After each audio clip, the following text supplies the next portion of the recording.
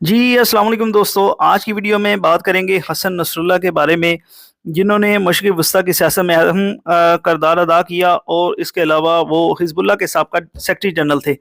तो दोस्तों उनके हवाले से खबर चल रही है कि उनकी डेथ हो गई है, वो शहीद हो गए हैं। तो इस पे भी इस वीडियो में बताएँगे कि क्या वो वाक़ई शहीद हो चुके हैं। तो दोस्तों इससे पहले हम इन तमाम सवालों का जवाब दें, आप हमारी वीडियो को लाइक कर दें, उस चैनल को सब्सक्राइब कर दें ताकि आइंदा आने वाली वीडियोज़ आपको मिलती रहें।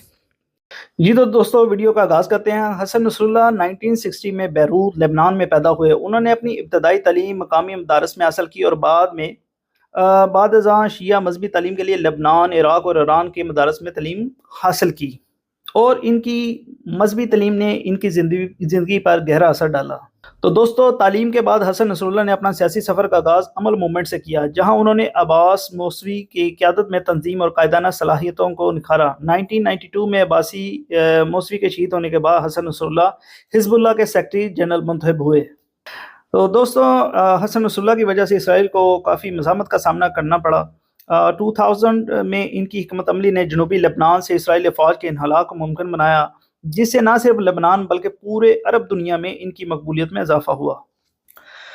तो दोस्तों 2006 में हिज़्बुल्लाह और इसराइल के दरमियान 34 रोज़ा जंग हुई। हसन नसरुल्लाह की क़यादत में हिज़्बुल्लाह ने इसराइली फ़ौज के खिलाफ सख्त मज़ामत की और जंग को एक डेडलॉक पर पहुंचा दिया और इस जंग ने इन्हें इसराइल के खिलाफ मज़ामत की अलामत बना दिया।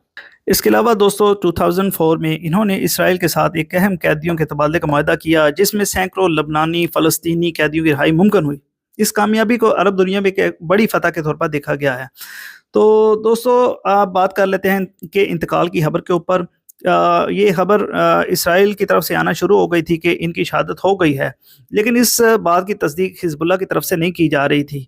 तो बलाहर हिज़्बुल्लाह ने भी इनकी शहादत की तस्दीक कर दी है और 27 सितंबर 2024 को इनकी शहादत हो गई है।